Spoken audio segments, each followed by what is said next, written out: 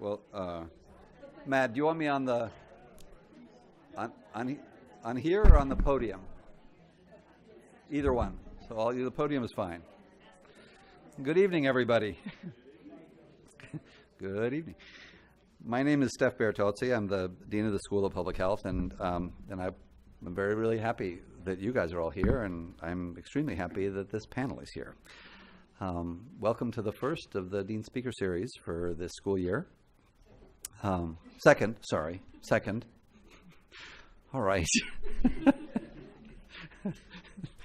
This one's different, though, because it's a different set of co-sponsors.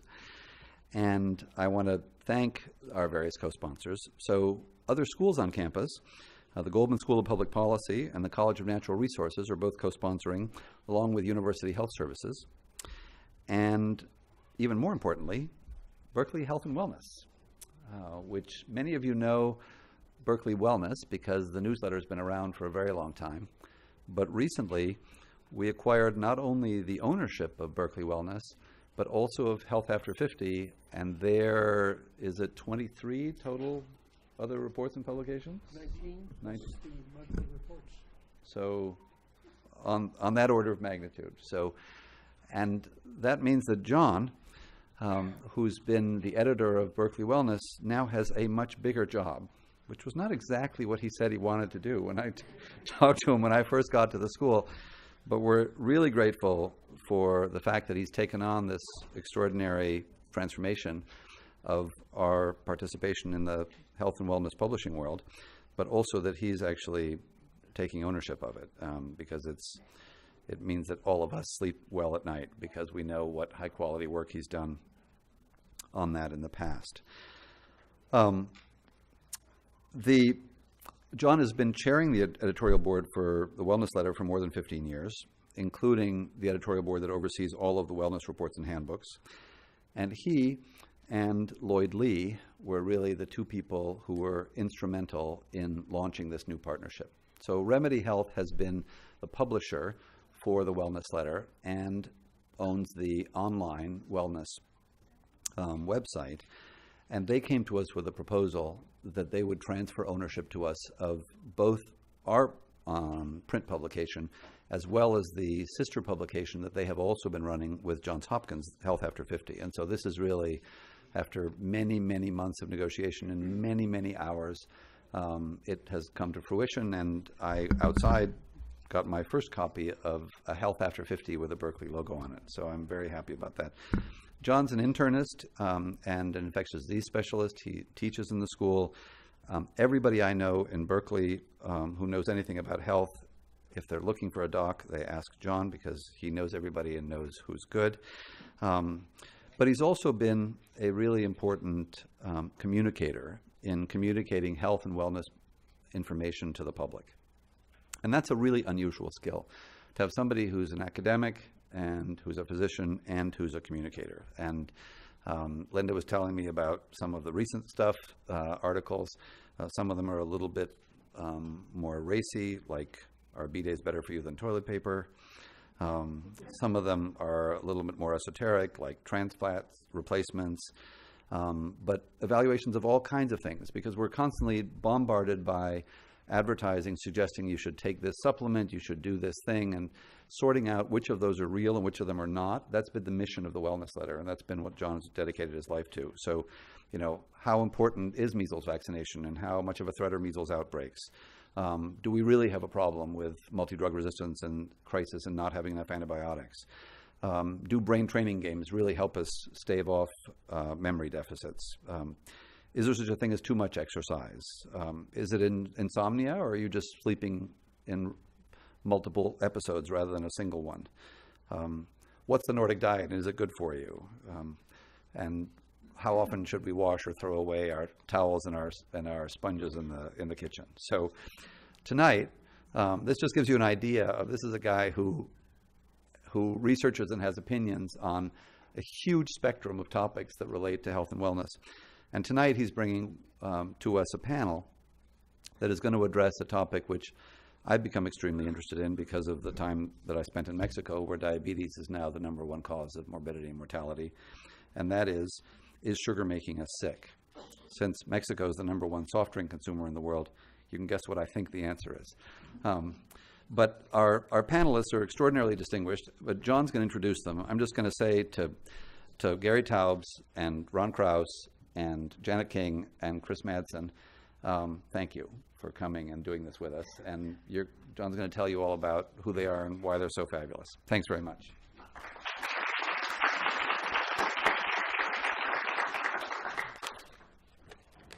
Thank you for that lovely introduction. I'd like to make one correction and one addition. The correction is that I really don't know all this stuff. It's our editorial board that really gives me all that information. The addition is that that Steph didn't say is that the Wellness Letter has been around since 1984. And the Wellness Letter alone has brought close to about $5 million into the School of Public Health, almost all of which goes to the School of Public Health students.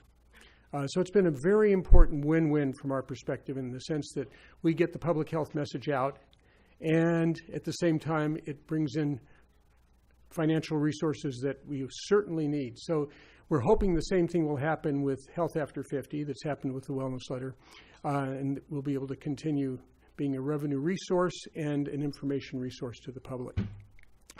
So with that, let me introduce the panel. And before doing that, let me just say that the genesis of this was exactly what Steph is saying. We're in the midst of an obesity epidemic and a diabetes epidemic, and what role is sugar playing? And we hear all sorts of stories about what role sugar may be playing, and I thought it might be nice to put a panel together to try to understand the background and understand some of the basic science, and then some of the regulatory science, and then a good perspective on what we're trying to do about this problem. So that's the panel that came together, and I want to second Steph in thanking all four of you for being here. Gary Taubes, the first person who will be speaking. I'm just going to read a few things about him. I could go on and on. I just finished reading his fabulous book, and if you haven't read it, be sure to, on sugar. He's the co-founder of Science Initiative. This is a science and health journalist, Talries, and his current book on sugar. So Gary will be the first to speak. The second person to speak is a very old friend of mine.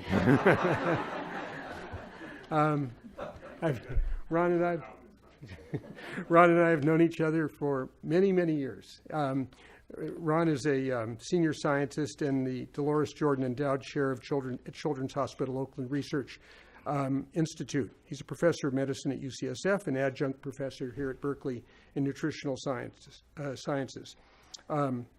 Ron's board certified in both internal medicine and endocrinology. He's a member of the American Society of Clinical Investigation, a very prestigious society, and the American Heart Association, and past chairman of the dietary committee for the American Heart Association. So Ron will be speaking second, and then Janet King, who I've known for about 17 years, I think.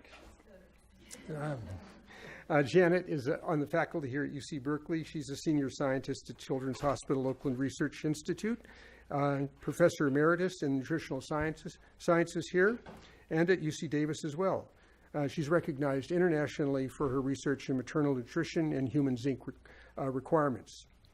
And finally, last but certainly not least, is Chris Madsen, who I always describe as the nicest person in the School of Public Health.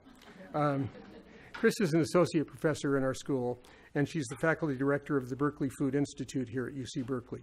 She's a pediatrician by training and a research scientist with expertise in the design and evaluation of interventions related to pediatric obesity and health inequalities.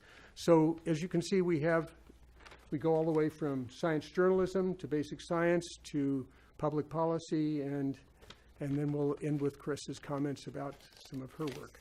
So with that, Gary, would you like to? I've asked each speaker to spend maybe about 5 minutes just as an overview of some of their work and some thoughts they'd like to leave with you, because I thought that the audience would probably enjoy much more asking a lot of questions. So we should have maybe about 20 minutes of the speaker speaking, and then the rest will be open for questions. We have until 6:30, so there should be plenty of time, so think of a lot of good questions. Gary. Thank you, John. I do want to say it's amusing. I actually first met John when a doctor friend said, if you need a physician in the Bay Area, talk to John Schwartzberg. He knows everyone. So apparently I'm not alone. Anyway, okay, so I've been trying to think about what I was going to say tonight because I wrote a book called The Case Against Sugar, and it's about 300 pages, and I'm now supposed to synopsize it in 5 minutes, and which would be about 500 words or a page and a half. And I think the way to do it, we talked a little bit briefly about diabetes epidemic in Mexico. So when I talk about the case against sugar, the question is, what is the crime that we're saying sugar has committed? Often these arguments get they sort of devolve into arguments about whether or not, how much sugar I could feed my kids and stuff like that. But I'm interested in this sort of fundamental question of what's the dietary environmental trigger of the obesity and diabetes epidemics that are going on worldwide. So by worldwide, we mean, in effect, every population in the world that transitions from whatever its native diet is to a Western diet sooner or later experiences an explosive increase in obesity and diabetes prevalence. In the US, this began in the second half, or actually the last couple decades of the 19th century. You can actually see it in the medical literature in hospital records, Mass General in Boston or Pennsylvania Hospital in Philadelphia, where you could see diabetes diagnoses in these hospitals going from 0 a year. So today, 1 out of 11 Americans have diabetes. In some hospital systems, like in the VA hospital system, 1 out of 4 vets have diabetes. In major city hospitals in the US, like Mass General in Boston in the second half of the 19th century, you can find years where there were still 0 cases of diabetes in the entire year. In fact, in 1898, Elliot Jocelyn, the famous diabetes researcher, was a young man, went back through 60-odd years of handwritten medical records of Mass General. He calculated they went through 48,000 medical records and came up with 172 cases of diabetes total. And then through the early years of the 20th century, you could see the numbers jumping and jumping and jumping. And you could see these things happen in dramatic fashion in Native American populations post-World War II. You could see it happen in First Nations people, Inuits, Native African populations. You could see it happen in African populations when they just emigrate to the U.S. Disparities between high levels of obesity and diabetes here and low levels still in Africa as late as the 1950s, 1960s. Saudi Arabia, Arabian, Middle Eastern nations in the last 40 years have had almost unbelievable increases in diabetes. I recently saw an article that I actually don't believe, saying that the diabetes rate in Pakistan is at 26%. Over 1 in 4 Pakistanis have diabetes. And so something is triggering this epidemic, and the assumption that I work from is that because it happens everywhere in the world, because it happens similarly everywhere in the world, because it's clearly connected to the Western diet and lifestyle, something in that diet and lifestyle is triggering it, and it's probably the same thing everywhere. So for instance, recently a Netflix movie called What the Health on the health benefits of the vegan diet, and they suggest that meat is the cause of diabetes and the fat content of meat, but you can find populations, for instance, carnivorous populations like the Native Americans that didn't have diabetes until they transitioned to a Western diet, and you can still find populations, mostly vegetarian populations, for instance, in India, which have high levels of diabetes, so you could rule out meat. The one thing you can't rule out, the one factor that is sort of a common accompaniment to every single one of these diabetes is increases in sugar consumption. So the argument is sugar is the prime suspect on a worldwide level. Every nation, every population that transitions to a Western diet increases their sugar consumption often dramatically, and with it you quickly see an increase in diabetes and obesity. And then on a physiological level, when you look at the research, so type 2 diabetes specifically is a disorder of what's known as insulin resistance. And insulin resistance is your body's resistance to the hormone insulin, which is secreted to the response to the carbohydrate content of our diet. And there's significant evidence, not conclusive, but significant, that insulin resistance begins in the liver. And it begins with the accumulation of a particular type of fat in the liver. And as it turns out, the sugar we're talking about, sucrose or high fructose corn syrup, is about 50% a carbohydrate called glucose, 50% a carbohydrate called fructose, and that fructose is metabolized in the liver. And when it's metabolized in large doses, when we dump something like a Coca-Cola into our body and the fructose gets dumped onto the liver tends to turn it into fat. And there's animal experiments and primate experiments and short-term human experiments suggesting this process leads to insulin resistance. So you have sugar as the prime suspect on a worldwide level. You have it as the prime suspect on a physiological level. There's no black swans that I found that allow you to refute this hypothesis. And then there's a long history of researchers and public health authorities saying, look, we're having a diabetes epidemic, and look how much soda we're drinking. Let's do something. I mean, you could find these kind of comments going back into the 19th century. So my book I didn't conclude beyond a shadow of a doubt that sugar was a problem. I think the evidence is still circumstantial mostly, but it's powerful circumstantial evidence. Anyway, okay, thank you. That should.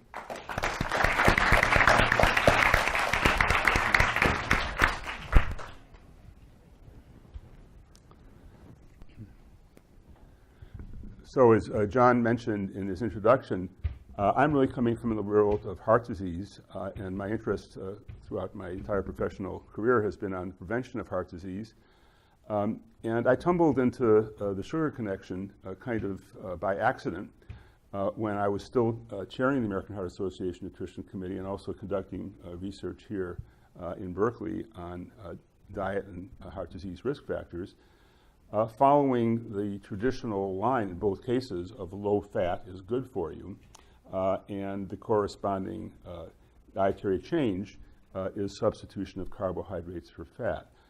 So I diligently carried out some studies in which we examined the effects of a lower fat, higher carbohydrate diet on heart disease risk factors, and my particular interest is in the area of lipids, and I'll discuss that a little bit later. And much to my surprise, when we studied generally healthy people and putting them on a lower fat, high carbohydrate diet, things started to look worse rather than better in terms of the kind of risk factors that are important for heart disease. This evolved over time from something that was kind of an outlier study that most people were not particularly interested in hearing about, to recognition that we may have made a big mistake in promoting lower fat, higher carbohydrate diets. So in terms of the topic of today's, this evening's discussion, it turns out that in the categories of carbohydrates, there's many different types. There are starches that are relatively rapidly metabolized to sugar, and then there's fructose, as Gary mentioned, and added sugars, which is a combination of fructose and glucose, which is perhaps the most intense metabolic stress in the carbohydrate arena that we have. So let me just summarize what I think we know now about dietary sugars in heart disease. Diabetes obviously is a huge problem, in part because it's a burden on society, and also because heart disease is a leading cause of death, not just in the population at large in the United States and globally now, but for patients with diabetes in particular, they'll die of heart disease in most cases if they're not adequately managed. So the heart disease connection is one that I think we do need to think about. There is evidence that consuming added sugars, again fructose and glucose in combination, is associated with higher heart disease risk. It's population evidence, but it's pretty compelling. And that increase in risk has resulted in dietary guidelines now for the U.S. Recommending that added sugars be limited. And I think the heart disease connection is a major reason for that. So one of my tasks today is to kind of dive a little bit into why this might be true. I, for one, as an experimentalist, don't like to believe any kind of conclusion without having some supporting evidence that comes back to biology. And it turns out that fructose in particular has a biological effect that really targets several important factors that are related to heart disease. One of them, which Gary kind of touched on briefly, but which is important for both heart disease and diabetes, is that added sugars are often added calories. And so a gain in body weight is clearly something that is a concern for many situations, in diabetes and heart disease among them. But even in the absence of an effect on body weight, the targeting of the fructose component of sugar to the liver, as Gary also mentioned, turns on fat synthesis. Now that fat is called triglyceride. Triglyceride can accumulate in the liver, and in fact, when it does, and it can cause fatty liver, that itself is an extreme problem in this society because fatty liver disease has now become the leading cause of chronic liver failure, and this is a huge burden, both in terms of health and a health economy, that is probably driven to a significant extent by sugar intake.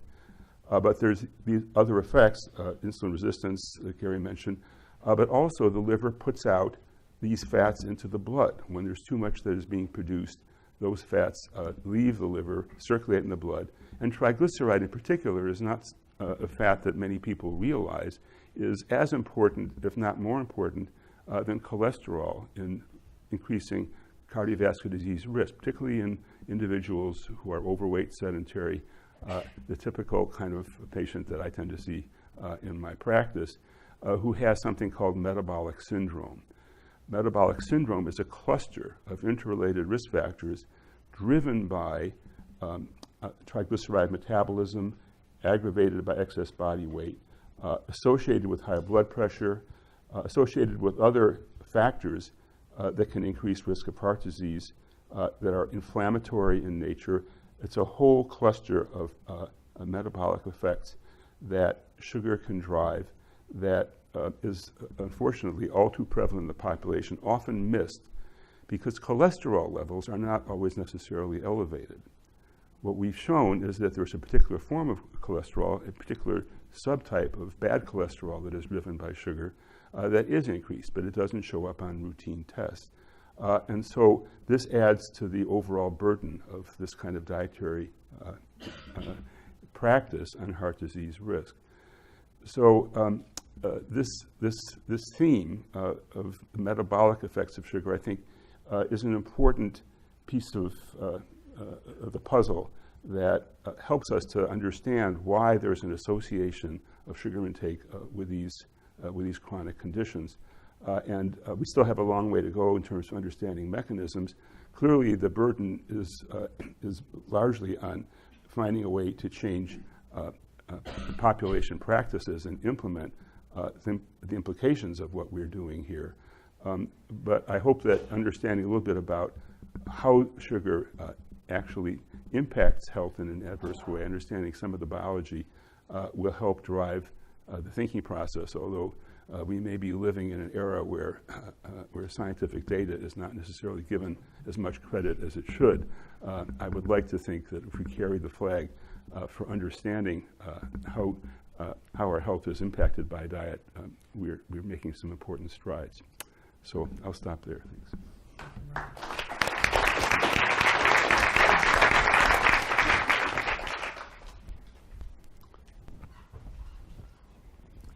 I'm not used to talking for only 5 minutes, so I brought some notes. When Gary was talking, it reminded me of when I started here at Cal teaching human nutrition. That was in 1974. And I used to hate it when I came to the lecture on obesity, because at that time, I felt there was very little to say about obesity.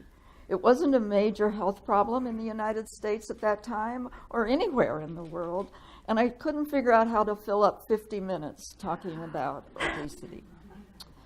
It was also during the 1970s and early 80s that a group of human nutritionists were getting together and starting to think about what we wanted to say in the first set of dietary guidelines that came out, as you know, in 1980. And I got to go to some of those meetings, and it was very interesting to see how the groups clustered. There were primarily those people, and they were the largest group, who were advocating for cutting down dietary fat. And they were very adamant about that was the first thing we needed to do. Off to one side was a man who generally was standing there all by himself, Dr. Yudkin. And he was the one who was thinking that sugar was the problem. So because I was young and didn't know many of these people, he and I would end up talking with each other during the coffee breaks. And he began to convince me that we needed to think about sugar more than we had up to that point. So that led to eventually dietary guidelines. And for the first set of dietary guidelines that came out in 1980, 85, and 90 and 95, there was very little attention to sugar. But then the year 2000 came along, and Bert Garza was the chair of that Dietary Guidelines Committee, and they decided that they wanted to make a recommendation that Americans should limit their sugar intake. This went to the committees for review, and they said, well, there's no basis for this. Why are we saying that this should be one of the recommendations?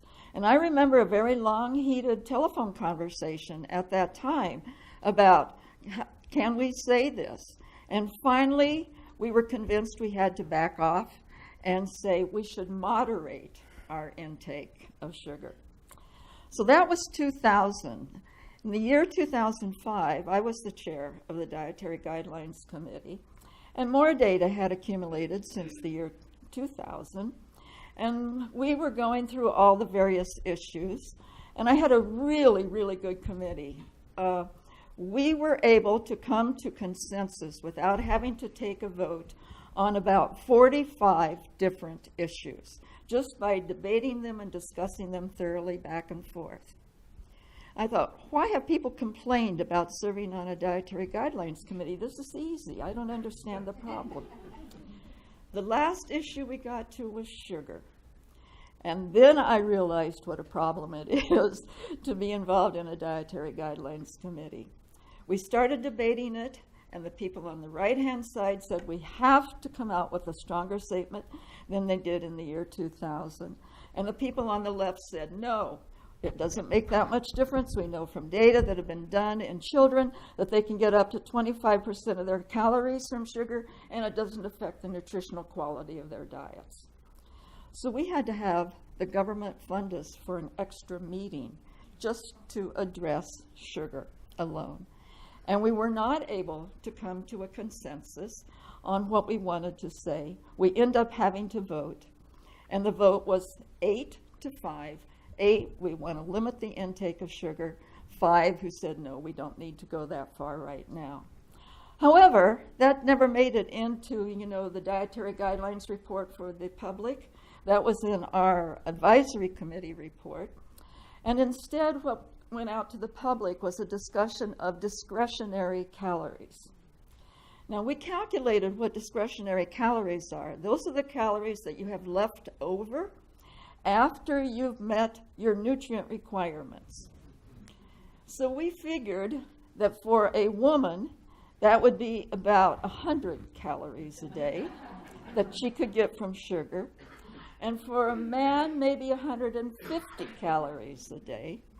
That works out to about 6 teaspoons of sugar a day for a woman and 9 teaspoons of sugar a day for a man.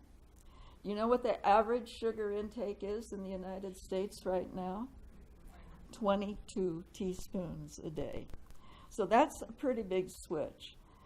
No one really understood the concept anyway, so it didn't go anywhere. 2010, it was more or less, let's moderate the intake of sugar intake. And finally, in 2015, they accomplished what we had hoped to do 10 years earlier, but were unable to do so, and that was to limit the percent calories coming from sugar to 10% or less. I'm basically talking about added sugars. I think you all know that we're not concerned about the sugars that are carried in fruits or the lactose that we find in milk, but we're mostly concerned about the added sugars that are in our food supply. And you all probably know that about 50% of the added sugar comes from sugar-sweetened beverages, and about 25% of added sugar in our diet comes from snacks and candies. And then the remaining 25% is what we get from sugar that's added to various baked products and other items that we can buy in the grocery stores. So we really have a big job ahead of us, I think, to try to limit the intake of added sugar. In the next July of 2018, I understand that the FDA has approved a plan to put added sugars on the labels. So when you read the labels, and this is going to be on baked goods, there will be a line for added sugars, both as a percent of calories and the amount of added sugar. I think our job is to teach the public how to use that information. I'm not sure they understand what that means, nor do they understand that they really have to make some drastic changes in their diet to get the amount of added sugar down to what is recommended. Does it make a difference how much added sugar you have in your diet? You've heard about the health effects, but it also has an effect on your diet quality and your nutrient intake. There's been over 25, close to 30 different studies done looking at the effect of added sugar in the diet on the distribution of different foods from different food groups, the quality of your diet, as well as nutrient intakes. And practically all of them show a negative effect. The more added sugar in the diet, the poorer the diet quality, the poorer job you do in meeting the recommended intakes according to the healthy eating pattern or some other pattern. And it is associated with a reduction in the intake of all of the micronutrients that have been measured, as well as a reduction in protein and also in fat. So this brings up the question, if we get people to limit their sugar intake, what are they going to replace it with? And most of the data that I've seen on that suggests that when you tell people to limit their sugar intake, they start consuming more fat, solid fats. So maybe that's not a healthy way to go either. I think we have a big job ahead of us to begin telling people how to make these healthy changes. Thank you.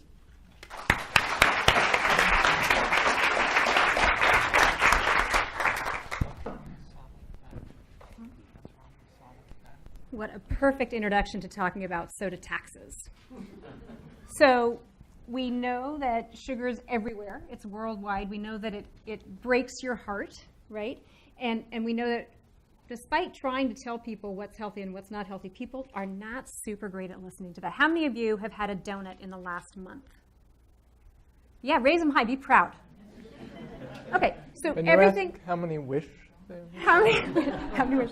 As soon as she mentioned that, how many of you wished you'd had a donut? And I think I don't know if Ron would be with us on this, but I think that Gary and I would both say everything in moderation, right? And the problem is that we are a completely immoderate society.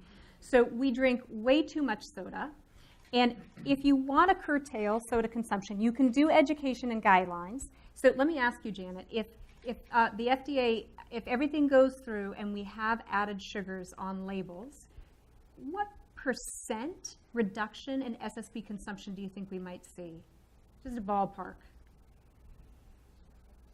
So somebody said 0, but cynic, Yeah. yes?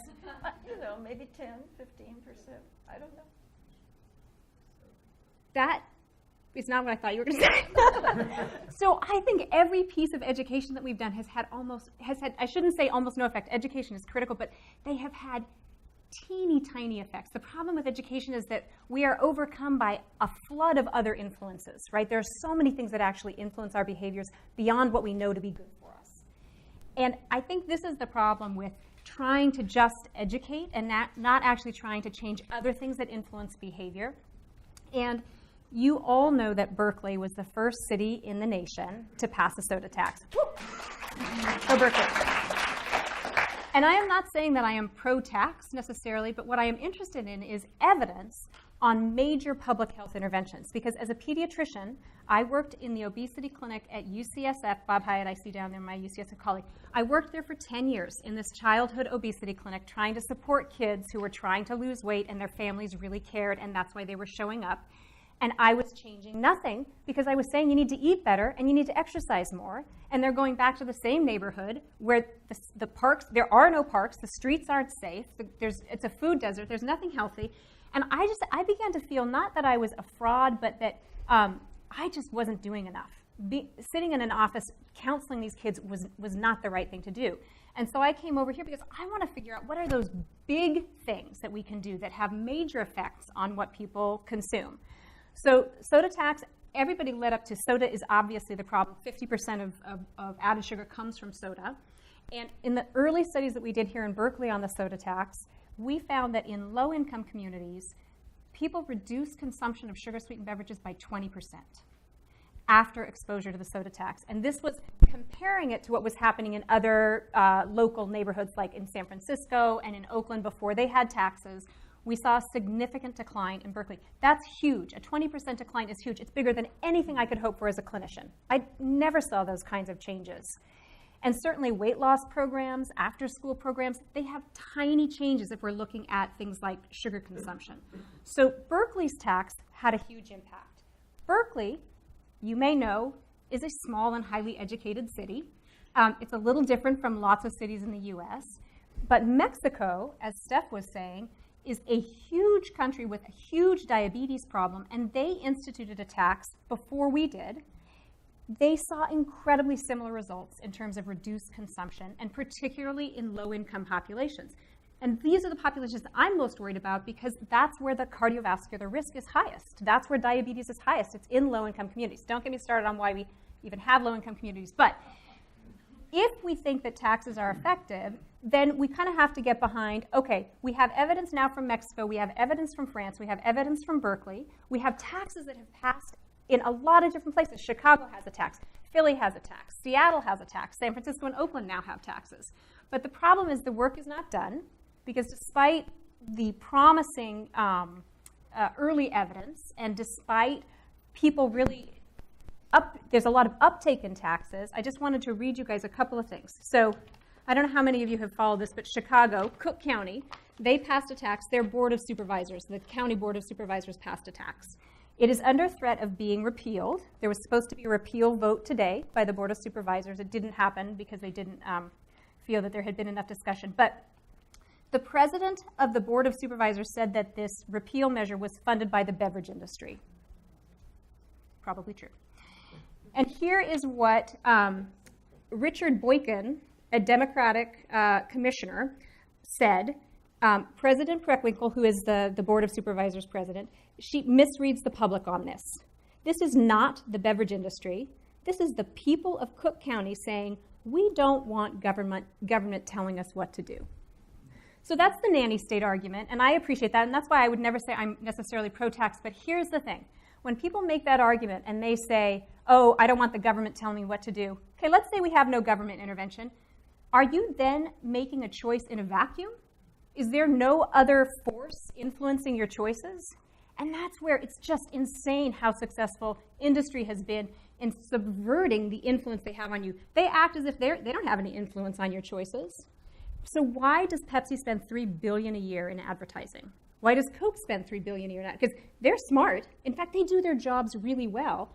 So if they're willing to spend billions of dollars a year in advertising, year after year after year, it's because they know it works. It gets you to drink their product.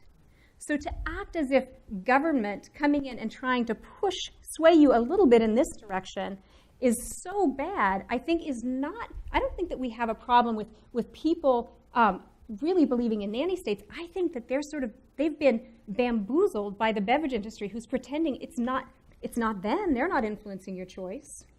And then the other issue I just wanted to bring up, there's a new PAC that formed, Citizens for a More Affordable Cook County, right? This is also in Chicago, saying that the suggestion that Cook County's beverage tax has anything to do with public health is laughable.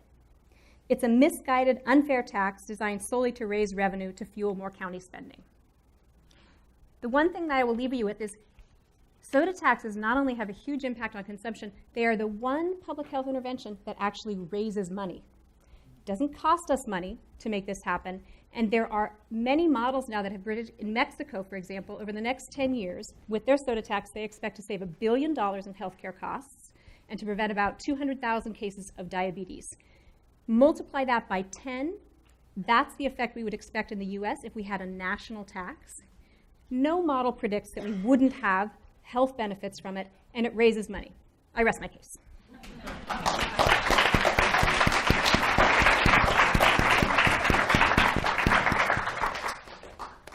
Thank you all very much. We have plenty of time for questions. Please. I won't grab my microphone, but we are live streaming, folks. So even those of you who have loud voices should please use a microphone, because that way the people who are Art. will hear us. So, Art Reingold, I have a quick question for Gary and one for Janet. So, Gary, when you were here a few years ago, when we hosted you, I think at Chez Panisse, if I recall correctly, there was an interesting discussion about whether a calorie was a calorie as a calorie, and how much of this was calories in, calories out. So I'm wondering if you could opine on that subject and current knowledge and say a little bit about that issue. And Janet, for you, my question is, I think you said the vote was 8-5. I'm curious, of the 5 people who were opposed to saying that we should limit sugar intake, how many of them were being funded by the beverage industry? Because we now know that many nutrition experts over the years have in fact gotten substantial research funding from Coca-Cola and from Pepsi. No, that's an easy question. I can answer that. None of them were. In order to be on the Dietary Guidelines Committee to begin with, your background is thoroughly checked. And if you've been taking money from major food industries or different groups, you don't get invited to serve. Okay, time to opine. Thank you, Art. So the calorie is a calorie issue is fundamental to this debate about the evidence against sugar. In my book, I had a chapter called The Gift That Keeps on Giving. And to me, the calories issue is that gift. So the simple way we think about diabetes, so people talk about it as a complex multifactorial disorder, but when we think about what's causing it on a population-wide level, we think it's basically, since type 2 diabetes, a common form, associates with obesity, that it's exacerbated by obesity, and the obesity itself is caused by consuming too many calories. And then you get into this discussion, what is the fundamental cause of obesity? So since 1920s, roughly, when Elliot Jocelyn first killed this idea that sugar was at the cause of the diabetes epidemic, he did it again based on this idea that diabetes, type 2 diabetes is being driven by obesity. Obesity is caused by eating too much and sedentary behavior. And what I've been arguing in my books is that this is almost incomprehensibly naive. So if you go back and look at the history of modern nutrition science, it begins in the late 1860s with the discovery in Germany, the invention in Germany of room-sized calorimeters, devices that allowed them to measure the energy expended by humans or large animals like dogs. And from the 1860s to the 1920s, all of nutrition science, you can correct me if I'm wrong on this, was effectively the science of calorimetry, studying the calories that foods carried into people and the calories we expended in daily life. And then you could also study vitamin and mineral deficiency diseases by depriving your animal, depriving animals in experiments of various vitamins and minerals, and then that could be translated into what we were seeing on a human scale by the 1930s with diseases like beriberi and scurvy. So science is defined basically by what you can measure, and what you learn about phenomena is defined by what you can measure. And all the nutritionists could measure for 50 years was calories in and calories out and vitamins and mineral diseases. So by the 1920s, we had a theory of obesity that it was caused by consuming more calories than we expend, which I equate to saying it's about logically equivalent to saying this room got crowded because more people entered and then left, or that Bill Gates got rich because he made more money than he spent. doesn't really tell you anything about what's fundamentally happening, either to make this room crowded or to make Bill Gates rich. And that became our theory of obesity, and we locked it in. And the way we started to think about sugar was it's empty calories. And this is a phrase you've all heard. It's, I guess, discretionary calories, but it contains sugar, it contains calories, and it's empty of vitamins and minerals. And that's science circa 1920. And the strange thing that happened in nutrition obesity science is beginning in 1921 with the discovery of insulin and then growth hormone, the science of endocrinology exploded. This explosion actually was catalyzed in 1959, 1960 by the discovery of creation of a radioimmunoassay that allowed research for the first time ever to measure hormone levels accurately in the bloodstream. You couldn't do it until then. So it took until the 1960s for researchers to be able to determine how different macronutrients in our diet differentially affected the hormone status in our body. And the idea was that fundamental properties like how tall we grow or how much fat we accumulate are determined by, in effect, hormonal phenomena. And so by the 1960s, you finally have a hypothesis that obesity itself could be a hormonal phenomena related to insulin signaling in the body, and it's rejected by the scientific community based on the idea that we know what causes obesity. People eat too much, and it's all calories equal. And while this is happening, as long as we believe that obesity is caused by eating too many calories, the only thing that matters in an obesogenic food is how many calories it contains. And this is we still have this hangover today when we talk about foods being energy dense, or even a very weird phrase I've seen lately, high calorie foods, which is kind of like calling a liquid a high volume liquid. Or, I mean, so we know that different foods have fundamentally different effects in the human body. And in fact, when we're talking about sugar and we're talking about the compound that's glucose and fructose, the glucose is metabolized in virtually every organ in the body. The fructose is metabolized in the liver.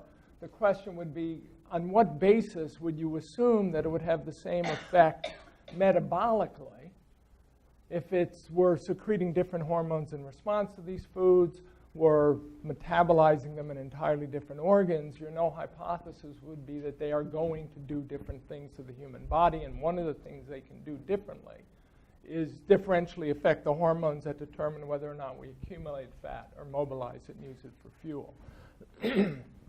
So this argument that a calorie is a calorie, that the only thing that matters in obesity is calories, was fundamental to the sugar industry, because as people started arguing that we get fat because we eat too much, or excuse me, we get that there's something unique about sugar as a fattening agent, which you see first brought up in the 1920s and then again in the 1950s. The sugar industry responds by saying, it's nothing unique about sugar, it's all about calories. And in the 1970s, when people argue that sugar causes obesity and diabetes, the sugar industry responds, actually hires researchers to make the argument that dietary fat is a problem with diseases, what Art was talking about and wanted Janet to respond to. And that when it comes to obesity, a calorie is a calorie. It doesn't matter what you overeat. Could be sugar, could be broccoli, could be quinoa. It's all the same. And then that same science, again, is sort of inculcated in everything we talk about nutrition ever since. And so the counter-argument is, look, if foods are metabolized in different organs, if they stimulate different hormonal responses, which is sort of textbook endocrinology, then they're going to have different effects, not just on hormonal status, not just on disease state, but on fat accumulation. Yes. You're reminding me, Gary, of some of my lectures long ago on energy balance. And I'd always start those classes by reminding the students of the first law of thermodynamics, that energy cannot be created or destroyed. And a calorie is a measure of energy. So then we would go on and talk about calories in versus calories out, which is your basal metabolic rate, your dietary induced thermogenesis, your physical activity, and the difference was made up in your changes of energy deposition in your body. That's the way we've taught it for many, many years. But the problem is, it isn't that simple. as Gary was saying, where you're getting your calories influences how they're going to be used and how they're going to affect those different aspects of the energy balance equation. And we're just now beginning to understand that. But still, we cannot create or destroy energy, and a calorie or a joule, if you would rather call it a joule rather than a calorie, which is done in some parts of the world, it's how you measure it.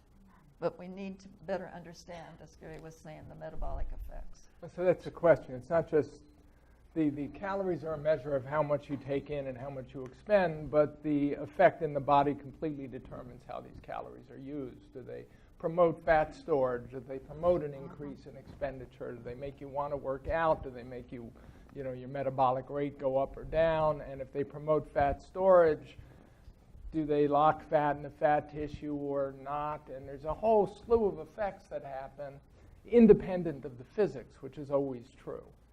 So, the argument I made, I had an op-ed in the New York Times in January saying that we blame the sugar industry. We say the sugar industry is similar to the tobacco industry because they've been trying to cover up all the science. But the truth is they haven't actually been trying to cover it up.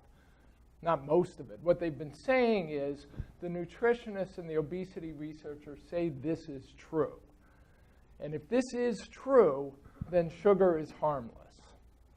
So the nutritionists and the obesity researchers have been the greatest allies the sugar industry could ever have had by taking this simplistic 1910, 1920 conception of the effects foods can have on the human body and then ignoring the century of science that came after.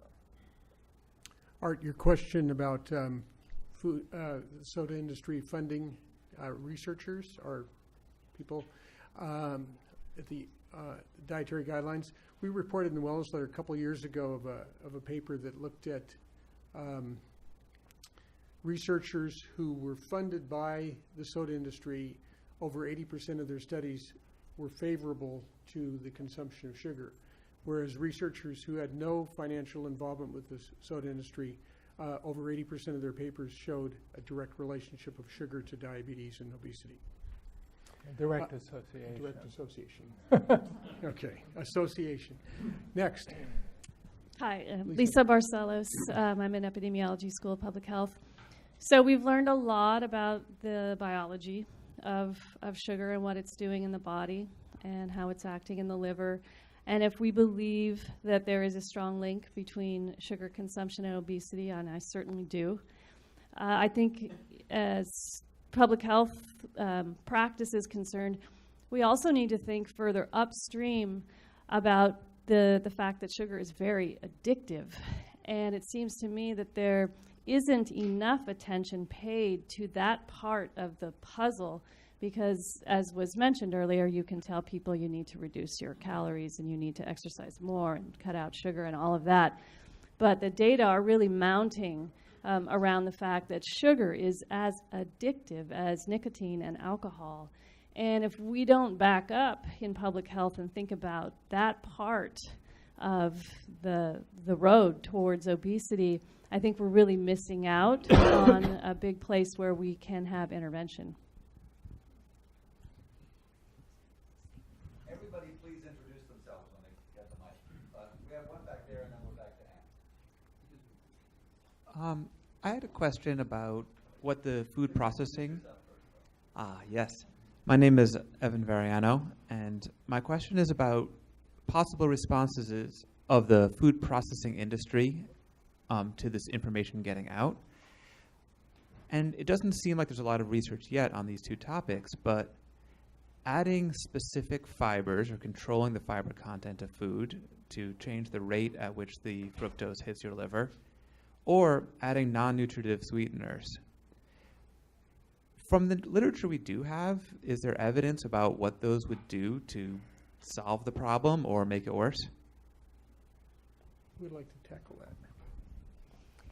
Well, you guys may know more, but there are certainly a number of studies, one which came out very recently that suggests that artificial sweeteners increase our preference for sweets and actually do lead to consumption of greater calories. The oldest study was done, it just lined people up at a buffet. It gave them either water before they went to the buffet, or it gave them diet soda before they went to the buffet. And those who got the diet soda actually consumed more. There are some stronger scientific studies that have been done recently that are essentially saying the same thing. So I have significant concerns about that. And I will tell you that the beverage industry is all over this, and they are rapidly reformulating many of their products to add non-nutritive sweeteners so that they can get in under taxes. The interesting thing, and they are, so one thing the food processing industry, they see the writing on the wall. So sugar, you have to realize added sugar consumption in the United States peaked in 1999 and has been coming down ever since. Pretty much as soon as we were aware there was an obesity epidemic, and it may or may not be causal, sugar consumption started coming down. About the science that it's addictive, it's clearly addictive in to rats and mice, and as addictive as heroin and other drugs of abuse. It's hard to do the same kind of studies that we do on rats and mice on humans, and particularly children. So we have less good evidence that it's addictive in humans. I think if you're a parent, you don't need scientific research on that question. And I'm not even sure I would fund it. But clearly, and here's the issue. I mean, if you're the food industry, you can get screwed one way or the other. I mean, it's just if you got to give Coca-Cola some credit for pushing Coke Zero sweetened with stevia rather than Coke sweetened with sugar. They clearly see where this is going, and they want to provide more and more, low-calorie or non-caloric sweeteners. And then maybe that'll be the next battle once we get people off sugar. But they're already selling water. And they're even getting into the milk business and protein, supplemented milks. On some level, we don't give them credit for selling more artificially sweetened beverages. What are we going to give them credit for? Will it do harm? I think the first question is sugar worse than the artificial sweetener substitutes? And I know people who would argue that it might be, and I don't find that evidence compelling. I think if nothing else, the artificial sweeteners tend to be 100, 200, 300 times as sweet, so you use, 1/100th to 1/300th the dose. And you have to ask the question, is consuming 70 pounds of sugar, you use, 1/100th to 1/300th the dose. And you have to ask the question, is consuming 70 pounds of sugar a year as bad as, say, consuming a half a pound of stevia a year? And it's hard to imagine that the stevia would be worse. A lot of people need the crutch, basically. A lot of people, because they have trouble getting off sugar, are going to have to use artificial sweeteners to do it. So, there are kind of clinical issues you're looking at as well as research issues and public health issues. My name's Ann Thrupp from the Berkeley Food Institute. And I had actually a similar question related to addiction and your comments on that, but maybe a slight twist to that.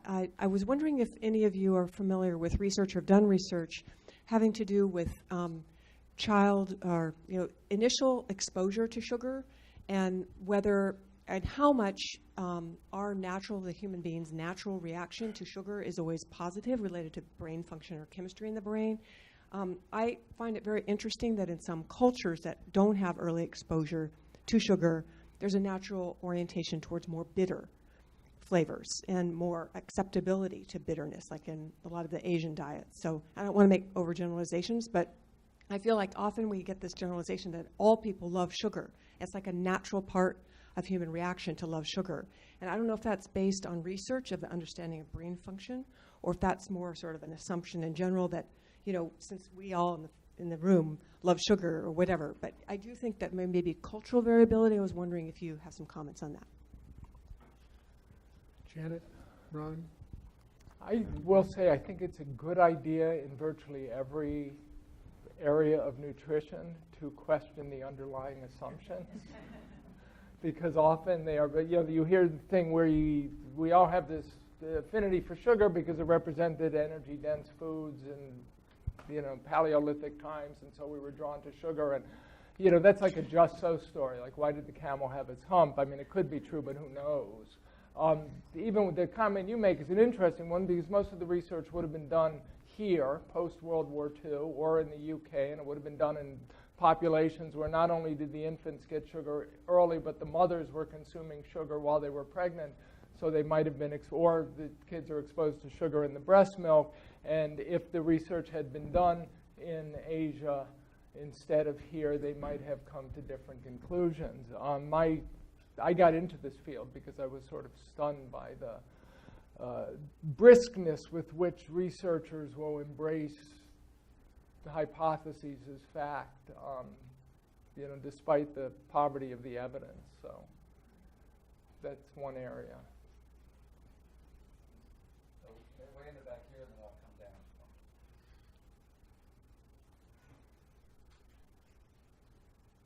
Oh, sorry. I thought you were waiting for them. Amanda Naprawa. I just had a quick question. I think it's probably for Christine. When the lower income populations saw a reduction in consumption of sugary sodas, was there a corresponding increase in consumption of diet sodas? And if so, what would the public health implications of that be?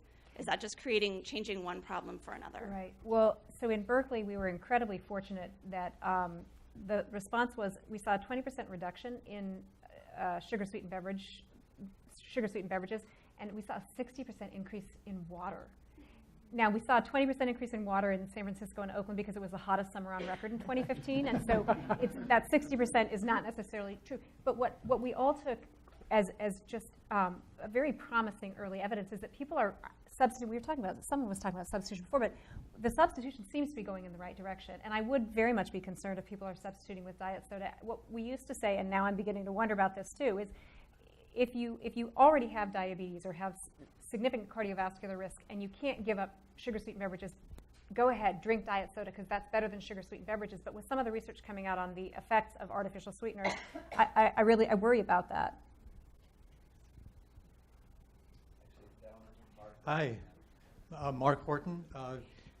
Putting a kind of a global perspective on this, Tom Frieden has just, the previous CDC director, has just announced putting together a major new initiative with support from Bloomberg and Gates to have a significant impact on the global burden of disease. I think his focus is on heart disease and stroke, and I think his specific focus is on trans fats and what else? Blood pressure. Salt. So can you talk, is he missing something? Can you talk about the relative contribution of sugar versus trans fats versus salt on the global burden of disease with a particular focus on heart disease and stroke? Ron, do you want to? Well, I'm not as familiar with global health practices. Certainly, we in this country led the way on the trans fat science that led to changes in current guidelines and FDA labeling, et cetera. So I imagine, and maybe others know more about the global aspects of this than I do, that this type of impact of trans fat is still out there in other populations that haven't been able to achieve what we've achieved in terms of regulation. So I think it's a valid global initiative because that's one area where, for better or for worse, there is a consensus. I think to some extent I feel that the trans fat story has been a little bit blown out of proportion in terms of its impact on heart disease, which is its major rationale. Having said that, I think it certainly does have adverse effects, and I think it's a worthy thing to try to take our progress and make it more global. Salt is a whole other area of controversy. That's their other focus, which we can spend a lot of time talking about.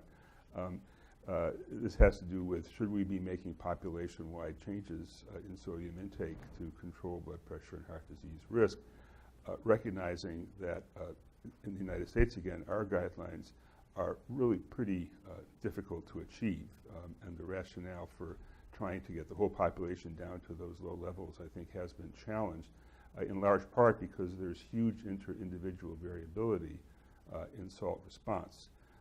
And there's some very credible researchers who argue that for many individuals in the population, overly restricting sodium could have adverse effects on heart disease outcomes. So I don't know exactly what the agenda for this institute is, whether it's to conduct more research or whether it's to actually achieve implementation of US-type guidelines.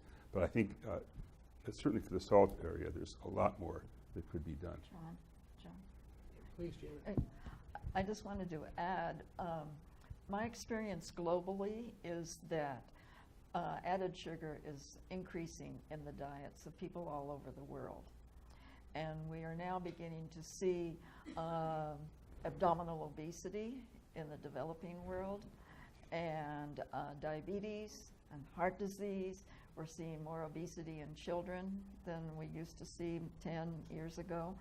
And these foods are cheap and so readily available to the lower income people living in those regions of the world.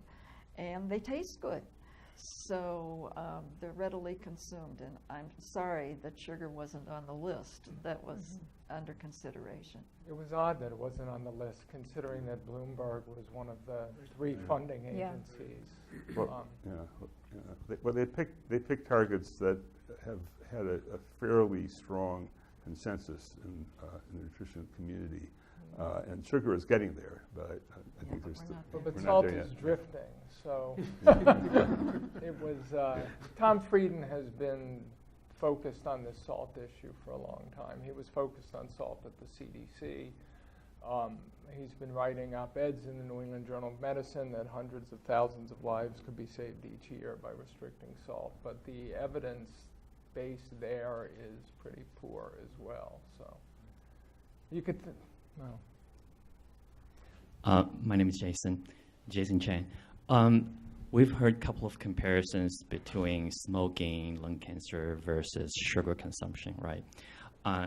Diabetes has a lot of complications all over your body.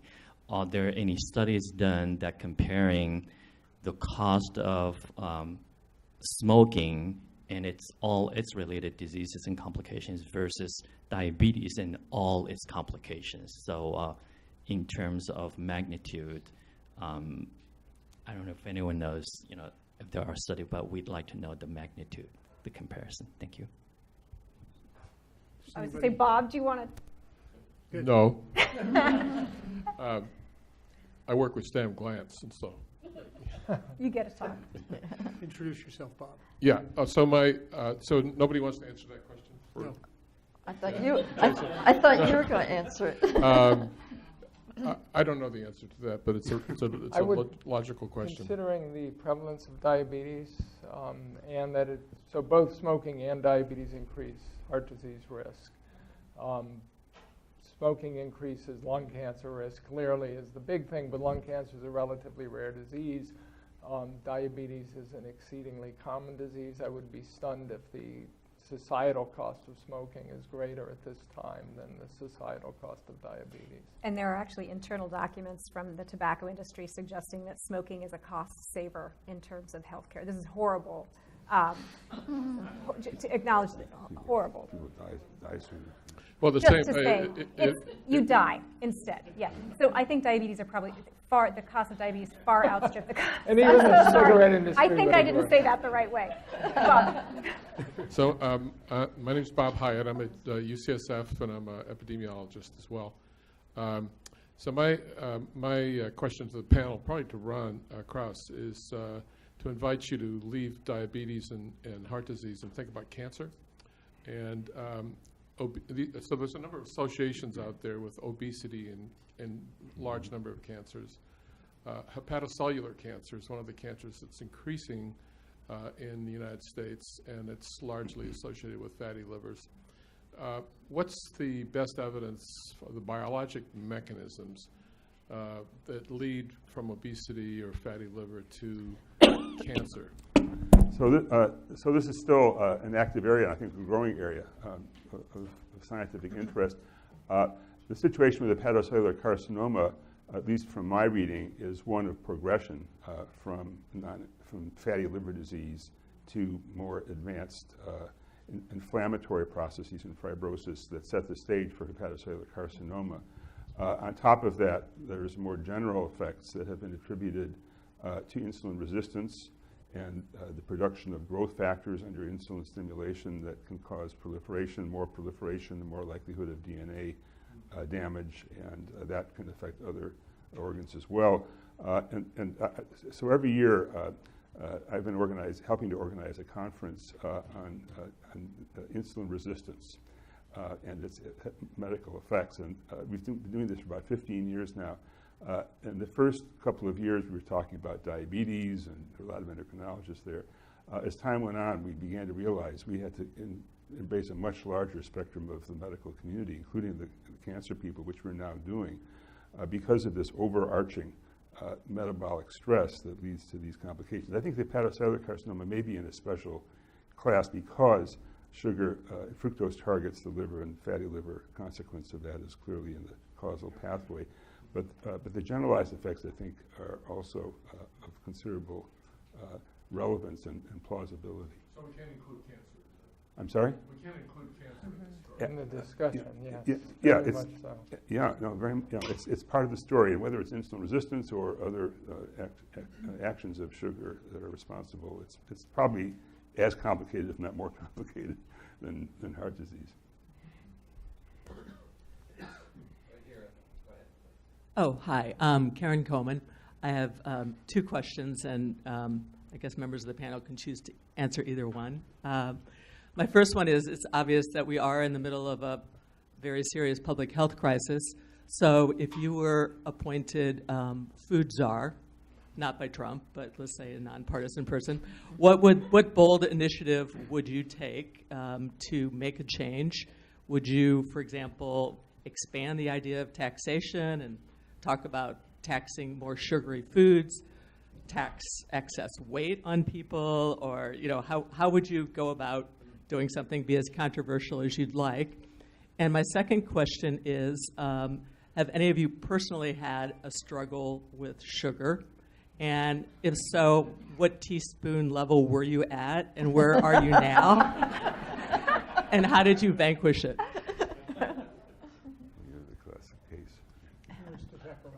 Well, so just really quickly, here's what I would do.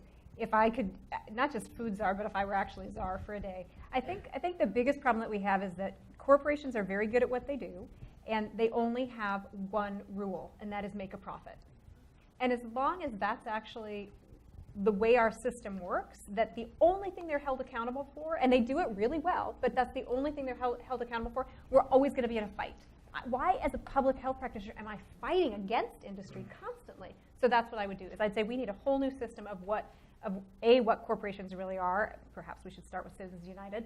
And then I think we need to actually revamp what we say we value as a nation. I might just add to that. The food industry knows that added sugars are going to be on the label next year and are already starting to worry about how they should respond to that. And I recently was talking with two nutritionists from one of the major food companies in the United States, and they were searching for what can be our next message. And I was pleased that they were actually wanting to discuss that with someone who works in nutrition science rather than coming up with it themselves. And I think we need to be prepared to give them a message that they can use. They started talking about nutrient density, and I said, well, I don't think most of Americans care too much about nutrient density. It has to be something much more realistic and tangible. So. Gluten-free won't do it. Fine. Gluten-free isn't enough? Gluten-free. Question over there. Yes. Hi, so my name is Sammy with the Joint Medical Program here. So my question is, there seems to be, like, on top of all the other barriers of trying to create some sort of large behavioral change in terms of diet, one other barrier is also the kind of mistrust or even skepticism that the public often has of the nutrition advice. And so some of that might be rooted in the volatility of the nutrition field, or the inconsistency of certain tests, or maybe how that research is translated to the public. And there's so many examples, like maybe in the 80s and 70s, like fat was seen as public enemy number one. Now it's carbs, or like maybe the eggs was like seen as something you should not ever touch, and now eggs are seen as something that's okay. And so like there's so many things that change from one year to the next. There seems to be a lot of mistrust that the public develops. So how do you get over that when it comes to sugar? Do better science.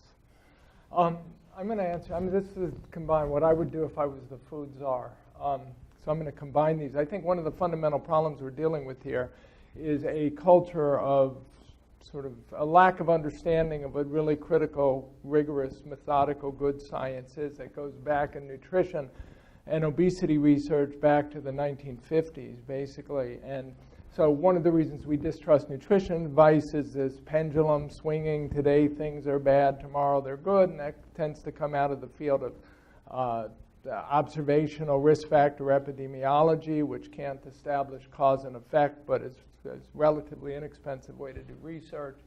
One of the things that scares me about even soda taxes is as soon as we're done doing soda taxes, we are likely on the strength of the same evidence. I think soda, sugary beverages kill people, and would love to have a discussion about what the concept of moderation means if sugary beverages actually cause diabetes and they're addictive. Then it's like talking about smoking in moderation, right? But fundamentally, we need some better science. We've always needed better science. And the problem is the situation has gotten so bad. The obesity and diabetes epidemics, Margaret Chan, Director General of the World Health Organization, recently called them slow motion disasters. They're going to overwhelm healthcare systems. So we don't have time, right, to do the science right. But unless we do it right, these debates, these controversies are going to continue and continue and continue. Luckily, or unluckily, with cigarettes, the effect of smoking on lung cancer is so enormous that it was relatively easy to get an unambiguous answer to the question, is cigarettes deadly? And the industry was nefarious enough to supply Stan Glantz with a lifetime of documents proving that they should be castigated. But in these other fields where we're looking at chronic diseases that develop over decades, we need far better science done and far more rigorous science. There's a question up there, please. Not a microphone yet. So we've got 3 left. 1, 2, 3, and then I think we're going to be out of time. All right. So this one is the next one here. She'll get a microphone in a second. Hi, my name is Sarah Ismail. I'm on the Public Health Alumni Association board. And my question is for Janet and possibly Ron. Janet, you mentioned earlier that people are replacing sugar with fat and that that's not a good thing. But I'm actually wondering if that's true. My brother and many of my friends have been doing the ketogenic diet for the past year, and they all feel great, have lost 50 pounds each, and I just wonder, what do you think about that? Did I hear it correctly? What is ketogenic diet? The ketogenic diet. They're eating a lot. They're eating much more fat, right? Yeah. Yeah. So I've been very interested in sort of ongoing studies of ketogenic diets. And again, I've gotten sort of down that path as a progression from limiting carbohydrates, limiting sugars. Well, how far should that limitation go? And the ketogenic diet is the extreme case of that. There is evidence that, so getting back to the first part of your question, the substitution of fat for carbohydrate in those diets could be a concern, except the issue generally has been heart disease and saturated fats and cholesterol levels. And most people who go on these more extreme carbohydrate-limited diets don't have a noticeable increase in risk due to changes in cholesterol. There's a subset of people who really do badly. And so it's one reason that I continue to be worried about global recommendations of any diet, because I think there's about probably 10 or 20% of people who should probably stay away from that diet in terms of heart disease risk. On the positive side, diabetes is one of the conditions that has been shown to improve with a ketogenic diet. And there's an evolving science, and I really would have answered the previous question the way Gary did. If I were czar, I would change our defense budget and put it into scientific research.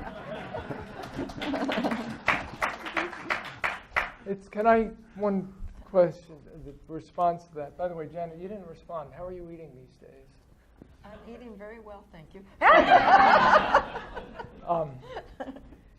Okay, you don't want to say. Anyway, the interesting thing with the ketogenic diet and the low-carb, high-fat diet is, for the most part, people go on those diets because they have symptoms that they're confronting. Persistent obesity, pre-diabetes, diabetes, and the conventional wisdom doesn't work for them, right? People who are overweight and have been overweight for years, virtually all of them have been eating low-fat diets, and if they haven't, they're probably not smart enough to be reached by public health recommendations. So they go on these diets to reverse symptoms. And they often become passionate about them because the symptoms do reverse. And the argument against it is a theoretical argument that they may increase their risk of heart disease in the long term by eating high-fat diets, but we actually don't know if they will or not because the studies have been pretty ambiguous. In fact, many of the studies, you could argue, have refuted that belief. So you have this sort of theoretical belief that even if their LDL cholesterol goes up, their LDL particle number or size and density, as Ron is concerned with, that's going to put them at increased risk of heart disease, versus for most of these people an immediate benefit in terms of a resolution of the symptoms of their obesity or diabetes or pediatric epilepsy or whatever it happens to be. And those individuals are making a choice. I would rather deal with the symptoms of a chronic disease than deal with, risk, even if I'm risking a long-term increase in the risk of another chronic disease. Along these lines, I had a woman send me a Instagram post she did. She had lost 100 pounds going on a ketogenic diet. She had had intractable obesity her whole life and finally shifted and lost 100 pounds. And she said, my friends are trying to convince me that eating bacon is deadlier than being 100 pounds heavier than I am today. And from her perspective, that was somewhat of a bizarre argument for people to make. We have two more questions. Amy Smith, natural chef. I'm just wondering, is there any evidence to suggest that digesting all these added sugars actually uses nutrients and effectively takes the nutrients out of your body as you're processing them? And then also wondering, because alcohol is metabolized in the liver, if there's a connection between sugar and alcohol, and if someone were to drink more, would that increase their chance of having issues when they then process the sugar? Ron? Well, with the second question, Rob Lustig in particular, many of you may have heard his spiel on alcohol and sugar operating on common pathways, and they largely do in terms of fat metabolism and other inflammatory effects in the liver in particular. Whether there's competition between them, as you were suggesting, I'm not at all sure, but certainly the two together are coming converging on these very same pathways. Janet, or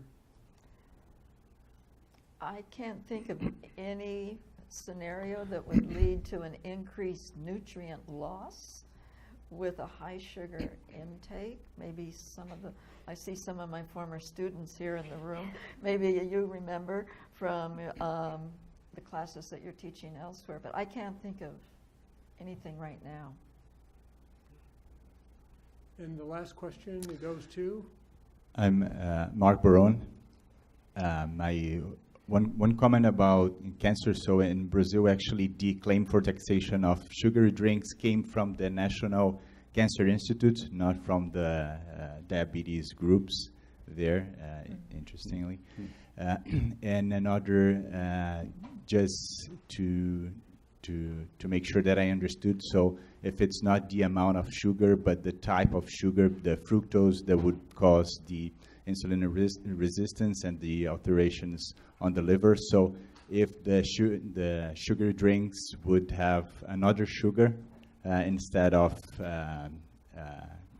fructose, would it be a good replacement? Well, we do focus on fructose because it does tend to have these more dramatic metabolic effects operating in the liver. But glucose has its own set of problems having to do with putting a load on the pancreas to secrete more insulin.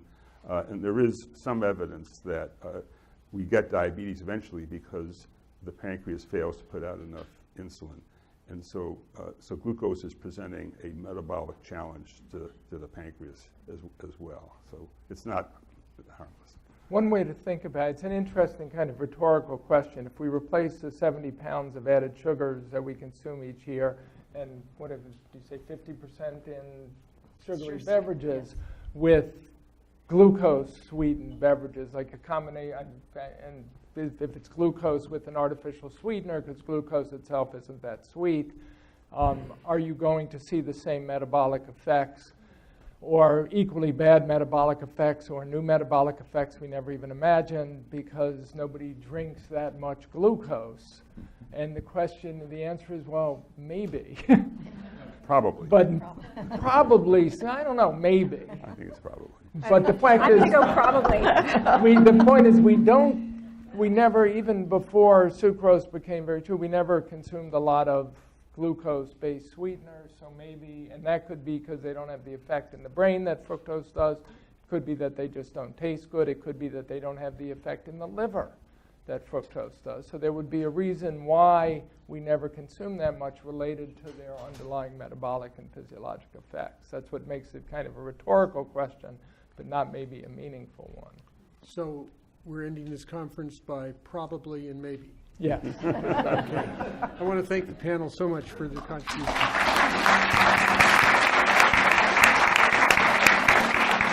Thank you, Dean Bertozzi, for the conference. Much appreciated. John, and everybody, and we have a reception outside, so please, I know that the tendency will be to come grab the speakers right here, but I'm going to ask the speakers to go outside so they can be grabbed next to the refreshments.